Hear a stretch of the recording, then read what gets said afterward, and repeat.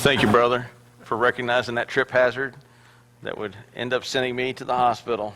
I'm almost sure. Just kidding. Good morning. Little useless information for those of you on the live stream. This is for free. Don't start your clock because I'm not preaching yet. This week is St. Patrick's Day is this week, and we all know what color we should be wearing on Thursday. Orange. You are Protestants, if you Irishmen, if you are Irish. Irish Protestants wear orange. I will give you one word of warning. Don't wear orange to an Irish establishment. On St. Patrick's Day, the beating that will follow will be your fault. Discretion is the better part of valor. Wear green. That was free. Apparently, I don't know how to explain this. Colossians chapter 3. Are we still in Colossians? Yes. Chapter 3, starting in verse 5.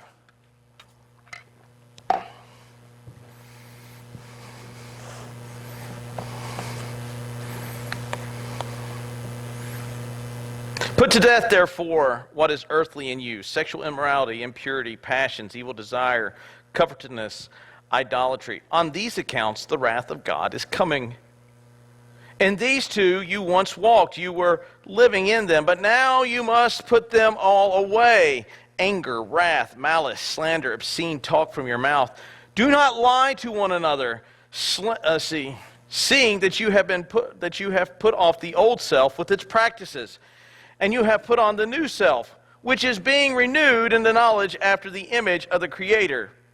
Here there is not Greek nor Jew, circumcised and uncircumcised, barbarian, Scythian, slave, free, but Christ is all in all. Last week, Paul says, since, your Bible will say if, and we read that sometimes as a conditional. It's not. It's really conveys the force of since. Since you have been buried with Christ, why do you submit to elementary things of the world? Why do you submit to the regulations of the world? Why do you submit to the earthly things of the world? And then he comes on and says, since you have been raised with Christ, pursue the heavenly things. Pursue the things that honor God. And now he says, how does one do this? How does one pursue heavenly things? Notice Paul does not begin with, here are some really nice rules, follow these, and you're okay. He doesn't go, since you've been raised with Christ, follow these things. Eat on a certain, or worship on a certain day. Eat only a certain type of food. Don't do this. Don't smoke, drink, dip, chew, and date girls that do. Notice he doesn't do any of that.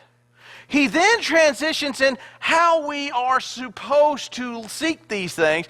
And one of the first things we do is we must be engaged in an activity. Notice what it says. Let's slide that back. Another trip hazard up here. I'm aware that you guys are trying to get me. Ms. Van. Put to death, therefore, what is earthly in you. Make it dead. Not suppress, not abide with, not tolerate, not I'll just overcome it, not it's something I struggle with. The phraseology is hunt it down, root it out, and exterminate it with due prejudice. Go on a recon, find the enemy, engage the enemy, and destroy the enemy in place. We don't do that. A lot of times what we do is go, well, you know, I'm working on it. Well, how are you working on it? Well, I just ask God for help. Kill it. Kill it. The terminology and the phraseology is that of a violent act. Why? Because sin is a violent act against you. It's not something we play with. It's not something we tolerate. It's not something well, one day I hope to be delivered from it. One day I hope to be delivered from a hostile occupation force. No, pick up a weapon and go kill it. Since you have died to the things that are of the body and have been raised with Christ, one of the first things you must do is be killing sin. This terminology is where we get the phrase mortification. One of the best books on this is written by the Puritan John Owen. John Owen has a brilliant quote. It says, "Be killing sin, or sin will be killing you." It referenced the struggle of the believer. It's not something that we kind of go, well, I'm working on it. No. Be actively engaged in warfare against it. Pursue it, find it, eradicate it. You say, well, I don't have that problem. I've successfully eradicated. Liar. Let me just tell you right now, if you believe that you have killed all the sin in your life, you are lying. To yourself first and to God second. There are always sin within the believer's life. Why? Because you are on this side of glory. Well, I've exterminated to the point that it doesn't bother me anymore. Be mindful, be watchful, be wary, because it will pop up. Be about it. Actively seek and make it dead. That's how we begin to pursue the things from above. We begin to eradicate the things within our life that trip us up. Notice it's not a list of rules that we follow. It's not a list of things that we do. It's putting to death what? What does he ask for you to put to death? Well, let's take a look at these things that he's asked us to put to death. Sexual immorality, impurity, passion, evil desires, covetousness, which is idolatry. Sexual immorality. Another word in your text might be fornication. It is to consort, the actual, we're going to go back to denotation, connotation. Denotation is the definition of the word you'll find in the dictionary and lexicon. Connotation, what it has been adapted to mean. Denotation, to consort with prostitutes. Those of us who understand those terms know exactly what Paul is saying. To ply their wares. It has been adapted in the first century world more as a habitual sexual habit. Sleeping with someone who is not your wife in an unhealthy and immoral and ungodly way. Fornication. Sexual immorality.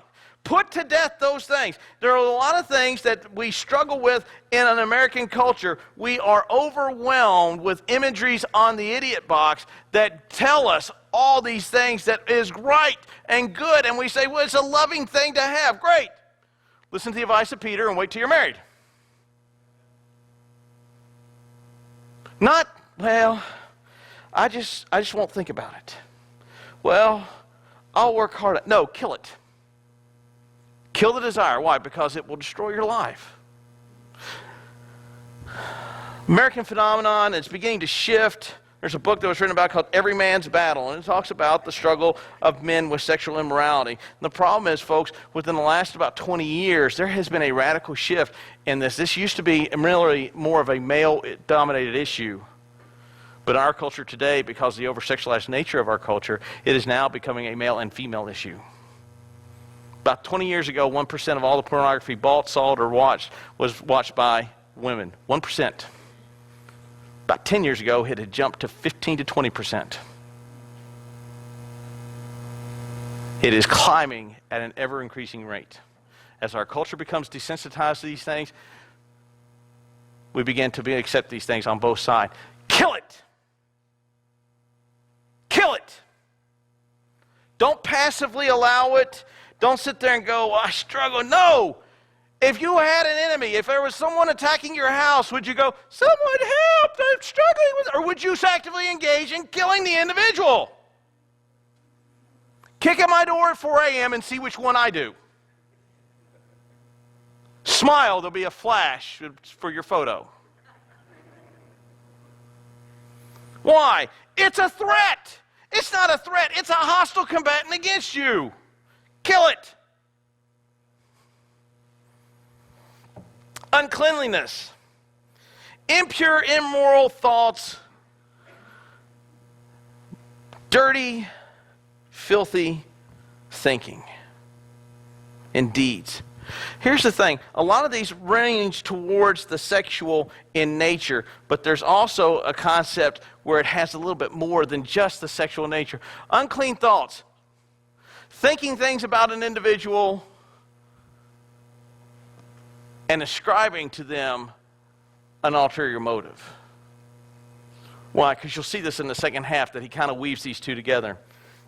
Passions. The New Testament world, it meant violent desires. Put to death the desire to sleep with someone other than your wife in an unnatural and unwholesome way. Or at all, period. Put to death the mindset that leads you down the road to dirty thinking and immoral thinking, but also thinking ill towards other individuals and utilizing the uncleanness of your mind to begin to poison yourself and the body.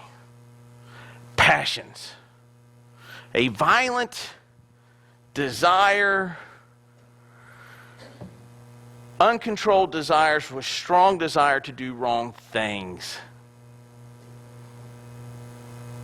We understand the word passion as a lot of other things. Well, I'm really passionate about my Bible. Not quite the same word Paul's using there. Connotation, denotation. He isn't saying just let it sit there and lie there. Sin never lies there. It is active.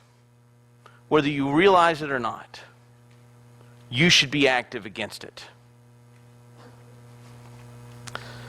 Uncleanliness. These are things that you should be not hoping God will take from you, but actively involved in killing within you.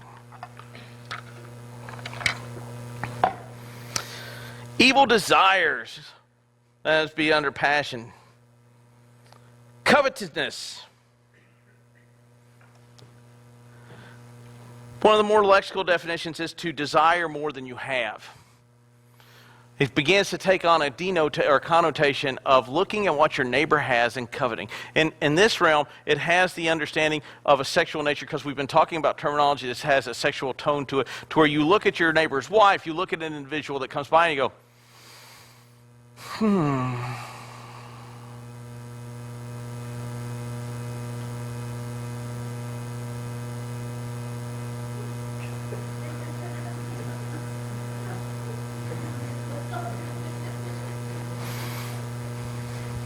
I was at the Stars game Friday night. Stars won, by the way. It's great.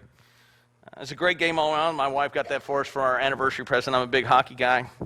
It was a great entertainment except for the two drunks behind us that drank something like $66 worth of beer, and they only had like 4. $11. I'm sorry. Even if I did drink $11 for a soda, no. I think I'll swallow spit for 3 hours. I'm cheap. I can make my own copper wire from a penny, folks.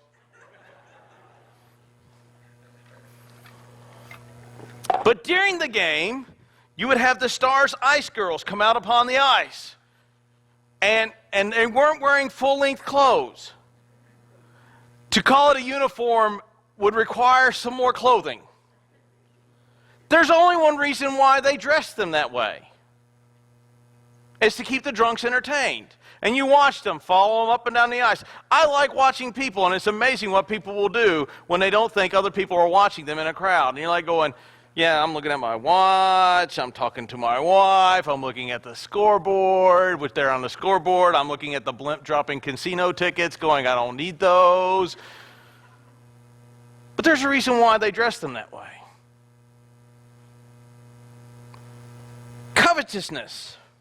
In that realm of a sexual nature, put it to death. What he's saying is, look, one of the first things you do when you get involved in a sexual sin is you covet what you don't have, and you begin to plan a means to obtain it. Then you build within yourself a passionate desire to make it occur. You then have dirty and impure thoughts about making it occur, and then you act on the deed, which is fornication. Put it to death. Put it to death at its source. Kill it at the source of covetousness. Kill it there. Fastest way to kill something is cut off the root, is it not? And yet we toy with it. Covetousness can also be utilized, and is also utilized in looking at something your neighbor has. Look at the debt Americans carry. We carry a large amount of debt because we try to keep up with other folks, because we think if we have what they have, we'll be happy.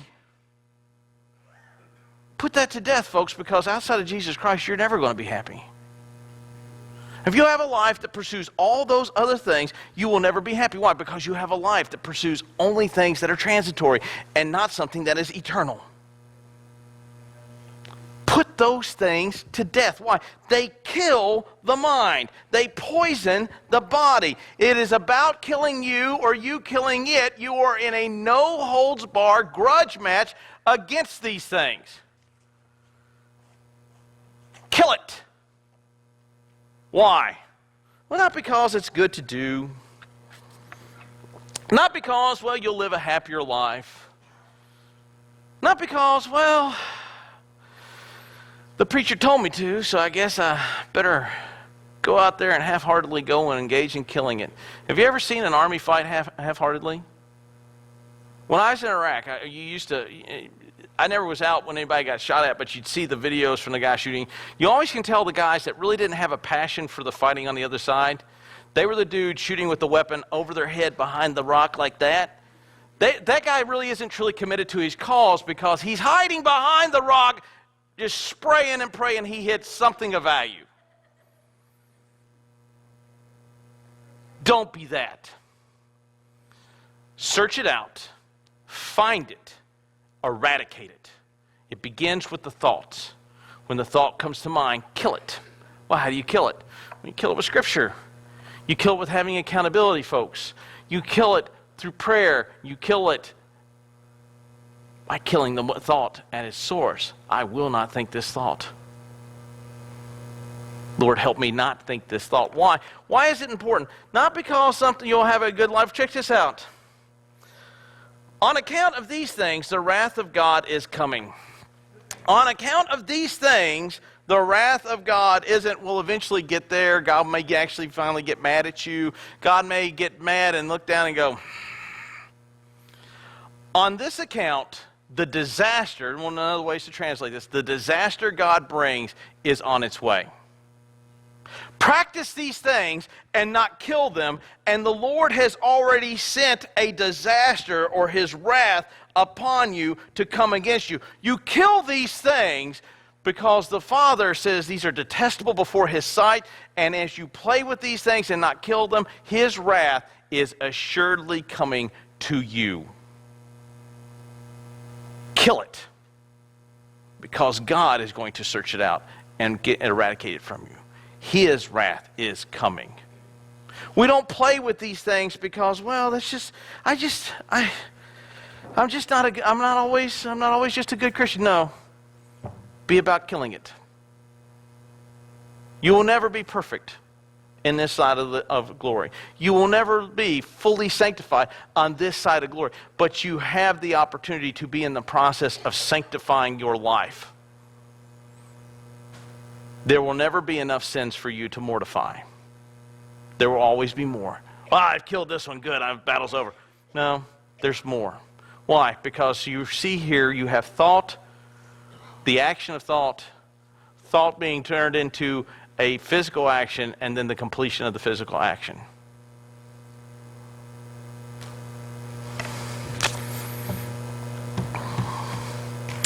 In these you too once walked when you lived in them. When you were a non-believer, you walked this way. But you have died with Jesus Christ. And you have been raised with Jesus Christ. And so the old flesh that Christ has removed through the new circumcision has been laid aside, and that's how you should have walked when you were a pagan. But you're no longer pagans. You are now believers, and you now must walk in the things after God. This is something that should have been done and is to be done when you're a heathen. I expect heathens to get theology wrong. I expect it. I expect them to believe that there is no God. Why? They're heathens. It's like I expect my dog to bark. Why? It's a dog. If it talked, it would weird me out. I don't expect heathens to have perfect Christological theology and an understanding of what it means to know Jesus Christ, barring the action of the Holy Spirit in their life. However, I do expect believers to do so. And folks, before you go, well, what about you? I screwed this up. Here in a minute, I'm going to talk about me for a good little bit, and so you'll get to see that I screwed this up. But that doesn't negate the fact that daily I get up and strap on my armor and fight this fight. This is how you used to walk. Stop walking in it. The language is very blunt here. Paul has shifted to very blunt and very direct language. If we haven't gotten it, you're never going to get it. But now, you must put them all away. That's a nice way of saying, kill it. Now you must kill it. Kill what? Anger, wrath, malice, slander, obscene talk from your mouth. We're going to stop right there because there's one that he singles out. Anger. It is the settled feeling of being angry. I know, I defined the word with the word. Work with it. I've heard people say, my thermostat runs a little high. As a believer, your thermostat should be at 0. I say this as an individual whose thermostat runs a little high. You're going to ask Stephanie on the way to the Stars game, the idiot in front of me! On which she goes, baby, they can't hear you. I know! That's the problem!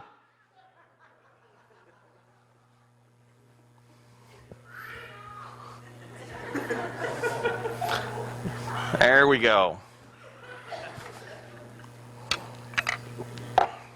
When I came back from Iraq, my first tour, Stephanie kept saying to me over and over, do you realize you're very angry? And I go, no, I'm not. She says, no, you're actually kind of angry. You're angrier than you were before you left. No, I'm not. Guys, you've had these conversations, maybe not this conversation, where you look at your wife and go, yeah, okay, whatever, baby. I'm angrier. And so I go to my friends who we all went to war with, and so we all changed together. I go, hey, my wife is saying I'm angry. What do you guys think? No, man, you're the same as when you got here. And the reason why they all believed I was the same because when I got there is we all went through the experience together, and we all progressively got angrier together. So they didn't see the change. But since I was gone for so long and then came home, the change was noticeable to her. You're nuts. One day I had finished preaching over at 25th Street Chapel on Fort Hood. We were over here at the little intersection, the 4-way stop at Walmart that's like a death race to get through because people can't figure out that the guy on the right goes first. How they issue driver's license in this town, I do not know. He cut me off, and then he flipped me off. I was out of the car and at the front quarter panel, and I was going to pull him from his car and hurt him. And I stopped because I felt someone looking at me.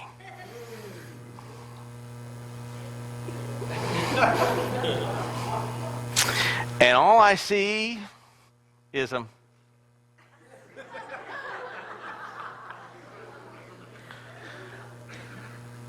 That was initially started with anger, that then transitioned to wrath. Wrath is the explosive response to the anger that one has. I was angry, and then I allowed my anger to explode to the point that I was going to do bodily harm to an individual that was just a jerk. Put it to death. My second deployment, I sat with the family life chaplain for a long time to talk to him because I didn't want to come home angrier again. It's an area in my life in which I struggle with. If you'll see glimpses of it, and I work very hard to put it to death. But it's a hard one for me to put to death. Why? Well, it just is in my life. And it has taken moments of where I have exploded in undue wrath towards folks around me. Put it to death, folks. I can tell you it's not a pleasant feeling. Put it to death. Don't play with it. Don't sit and excuse it by saying, well, my thermostat is set a little high. No, believer, your thermostat should be at 0. Why? Because if you want to go with the thermostat should be set a little high, then Christ's thermostat against you should be set a little high, which means we all die and go to hell. And yet his thermostat was set so low that he allowed himself to be nailed to a tree for your crime, and then allowed people to lie about him, spit on him, pierce his side, whip him, and yet gleefully went to the cross because he understood. He understood the end result. Put it to death. It'll ruin your life. It'll kill the things that you want to have grow. Malice, vicious disposition, spiteful, ill will, hurtful feeling. Malicious talk, saying things that are not so because you have your feelings hurt. I see children do that. Well, she did this. Well, he did that. You know, I have kids that have fights every morning, because mine don't. And so, and it usually begins with somebody doing something, and then someone exploding and doing something, and then something being said, and then off to the races you go. You guys never fight as couples. Right? You've never fought about the toilet paper, which direction it rolls. Forward, the American way, not backwards, the communistic way. And you will begin to develop malicious thinking. You know, I've warned her about that. I have told her that only communists roll their toilet paper off the roll backwards. It's not an efficient way of doing it. They're doing it just to get me angry. Malice. You can also kind of lump gossip in there. You know, I hear. Some of the malicious talk that you'll ever hear in your life is gossip. Nothing true about it, or if it is true, the truth has been distorted to the point that it isn't true. Ill will. Someone hurt my feelings, therefore I use that experience to bear ill will against anyone who fits that criteria. Ill will. Put it to death. Not, well, I just won't think about it. Good luck with that. Let me know how that works, because it'll pop up in the least moments and pop up when you're the weakest, and it will make a fool out of you. And instead of putting it to death, you've allowed it to get the better of you. Put it to death. Kill it. Because it's killing you. Slander. Some translations have railings. King James uses blasphemy. We'll talk about that why here in a minute. Slander. Slander speech. Something that you know to be false, yet you are saying it, and it is untrue about a family member, a believer, anyone. There are folks in churches all over this land that practice these things and see nothing wrong with it, and they put on a facade when they come to church, but we all have seen the crack. I'll be honest with you, I struggle with anger and wrath. Those are my big hot button issues. You can send me off to the races by pulling in front of me. And I know I can go around the car, but I was here first. I actively have to be engaged in that, because if I'm not, it'll make a fool of me. Some of us are involved simply in the matter of slander and malice, where we actually don't participate in things that are openly active, but we participate in things that are passively aggressive. We say things that are slanderous towards our brothers or sisters, or slanderous at our employers, or slanderous towards our employees, or slanderous towards our own family members, and we then begin to poison the water with ill will and intentions. Put that to death. Find it, identify it, engage it, and destroy it in place. Because it's destroying you. It's destroying me.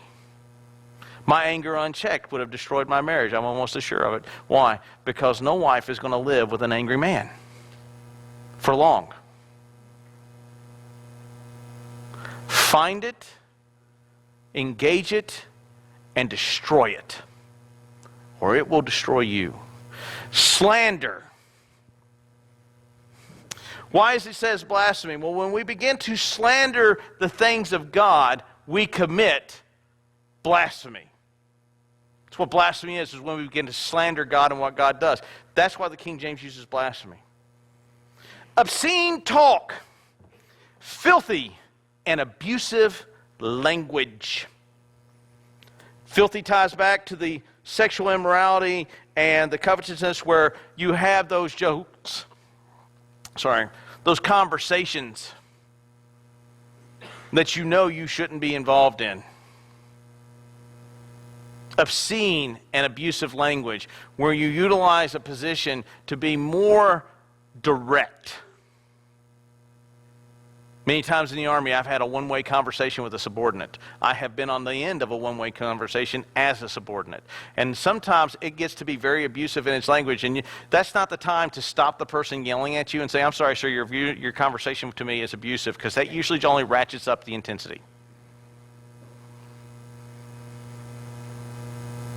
Obscene and abusive language has no place coming out of the mouth of a believer. Slander has nothing coming out of the mind of a believer. Ill will has nothing to come out of the mind of the believer. Wrath, anger has nothing to do to come out of the mind and the physical actions of a believer. These things do not reflect the love of Jesus Christ. And yet all of us are susceptible to all of them because we are still human and still fight against a nature that has poisoned our body, that Christ has removed spiritually from us, yet we must physically be involved daily in killing, mortifying the body, sanctifying the body. Because if it doesn't, it poisons us. More than that, it's killing us. How many of you, if you found out you had cancer, would go, well, I'm just going to pray about it. I'm not going to go see the doctor, and I'm not going to take any action against it? You would go see the doctor and pray about it. You would take action against it and pray about it. But yet we don't apply that with these things. Well, I'll just pray about these things. That's great. Prayer is a great and wonderful tool, but be engaged. Paul doesn't say here, pray, therefore, what is earthly in you. No, put to death, you engage, destroy, through the power of God, through the action of prayer, and through the use of the text, and engage and destroy these vile things within your life. Notice here, verse 9. Do not lie to one another. See that you have put off the old self with its practices. Notice it puts lying over by itself. Don't lie to each other or lie about each other.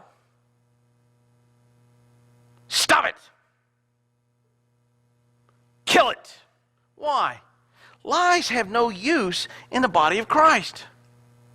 There is no purpose for us to lie. There is no reason for the body to have liars within it. You say, well, yeah, but there are. Yes, there are. How do you respond to someone who's caught in a lie? Kill him! No! How did Christ respond to him? It's not that, oh, well, we know you're a liar and all is forgiven. No. But you engage the topic of the lie. You hold the individual accountable. And here's the thing. Some things look to be false that actually with more details are not false. Is that not true? Be careful how you approach these subjects. Stop lying.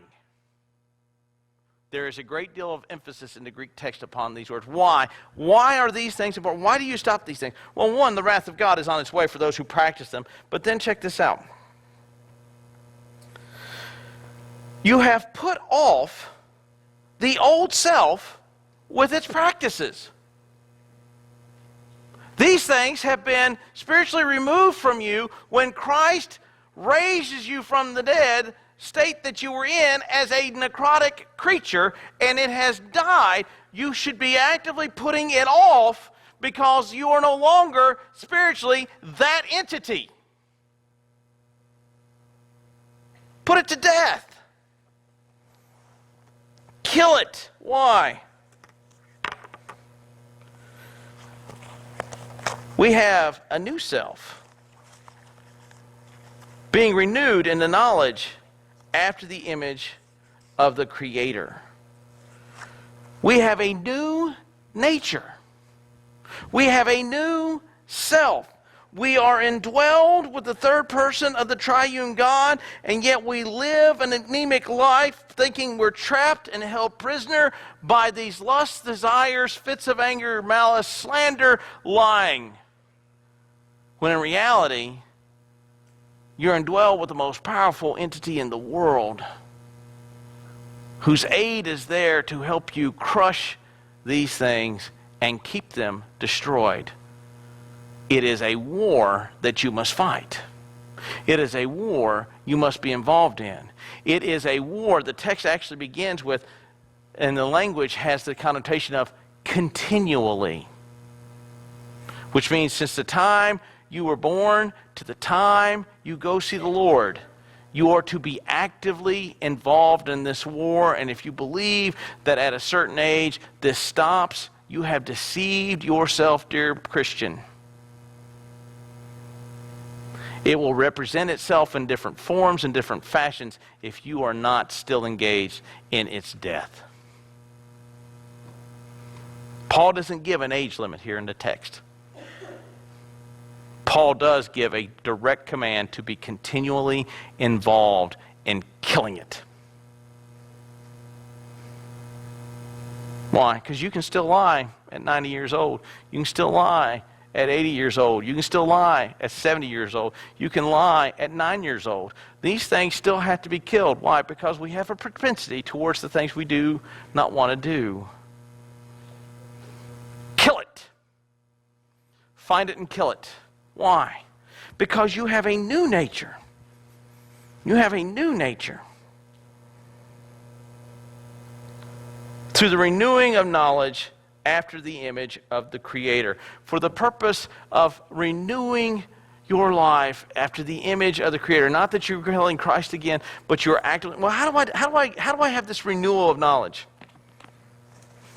I guarantee you, all of us have a book, whether it's leather bound or cardboard, or in my case, two-tone vinyl, that contains 66 books that will tell you and teach you how to do these things. And yet, sometimes we have to go to read the words. John Owen, the theologian I mentioned just earlier, says, every unmortified sin will certainly do two things. First, it will weaken the soul and deprive it of its vigor. Secondly, it will darken the soul and deprive it of its comfort and peace. Unmortified sin weakens the soul and weakens your ability to have peace in the Lord, because you are dwelling in an uneasy armistice with something that actually is trying to kill you.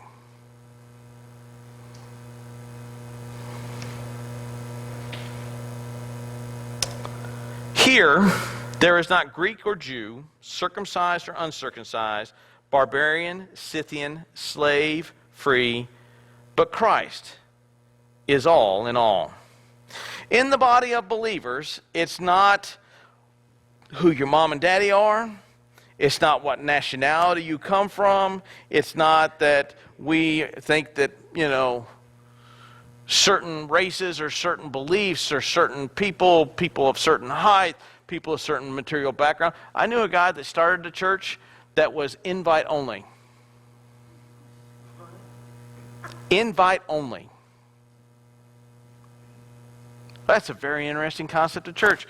I showed Stephanie a church that up in Lancaster where the pastor owns the ground, the buildings, and the house, and everything upon it, and everything, all the money goes into his account. That's a dangerous church. Both are dangerous churches.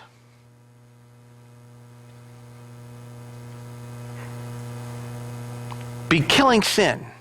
There's nothing about us individually by what we're born with that makes us exceptionally pleasing to God, except for the fact that God sends his son to die for you and reconcile you back to him by making a necrotic thing live again. Lest we think so highly of ourselves. Paul is very clear in this passage. All these things listed are a daily battle.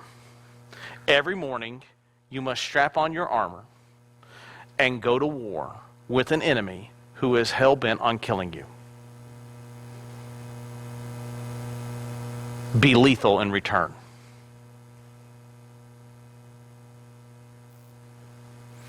You're here today,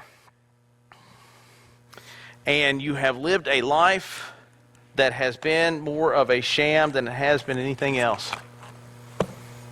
You have had an imagery of godliness, but no real godliness. Today's a great opportunity for you as we begin to look towards Palm Sunday and soon to Easter and the risen Lord's resurrection, for us to begin to kill these things in the text that we have seen today. To actively be engaged in your faith and the death of your enemy. You're here today and you say, I have no concept of who Christ is and why I should be putting to death these things that I enjoy, but I would like to know more about salvation. And I'd like to know more about this life that is to be followed in Jesus Christ. I'll be here at the front. My microphone will be turned off. You may also have been coming for a while and say, I'd like to join the fellowship of Skyline Baptist Church. I'd like for you to do so. As the praise band comes and sings, if you will stand,